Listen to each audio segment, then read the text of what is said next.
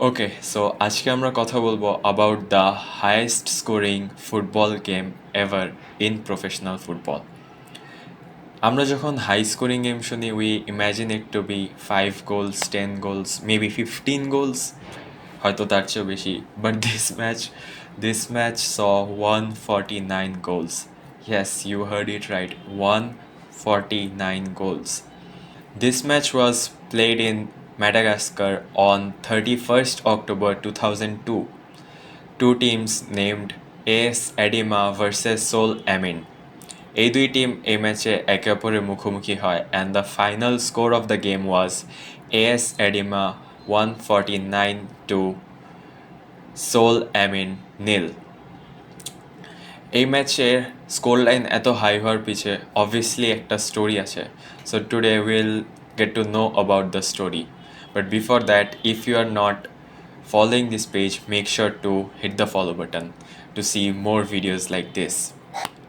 এই ম্যাচ চারটা টিমের মাঝে হওয়া রাউন্ড রবিন ফরম্যাটের একটা গেম ছিল। সোল অ্যামিন এই টিম লাস্ট ম্যাচে যে টিমকে ফেস করে সেই টিমের নাম হচ্ছে অ্যান্টানা নারিভো। ওই ম্যাচে তারা 3-3 ড্রয়ের সম্মুখীন হয়, যেই জন্য সোল অ্যামিন এই ম্যাচে আসার আগেই জানতো যে তারা এই চ্যাম্পিয়নশিপে জিতবে না। So as the result was previously decide, তাই সোল অ্যামিন ডিসাইড করে টু প্রোটেস্ট। বাট কিসের protest? The protest was last ম্যাচে যখন সোল অ্যামিন খেলতেছিল, ওরা যখন 3-2 লিড করে, তখন ম্যাচের এন্ডিং মোমেন্টে রেফারি অপোজিট টিমকে একটা পেনাল্টি অ্যাওয়ার্ড করে, যেটা তাদের মতে মোটেও ঠিক সিদ্ধান্ত ছিল না। দ্যাটস ওয়াই তারা নেক্সট ম্যাচে যখন যায়, তারা অবভিয়াসলি টাইটেল কন্টেনশন থেকে বাইরে ছিল। সো তারা ডিসাইড করে যে they will make a protest in this match.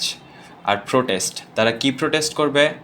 From the starting minute যখনই তারা বল পাচ্ছিল, they just kicked it into their own net, যার জন্য এই ম্যাচের 149 গোল সবগুলোই ছিল সোল অ্যামিনের করা ওন গোল, যার জন্য এস এডিমা 149 গোলে এই ম্যাচটা জিতে আর তারা চ্যাম্পিয়ন হয়।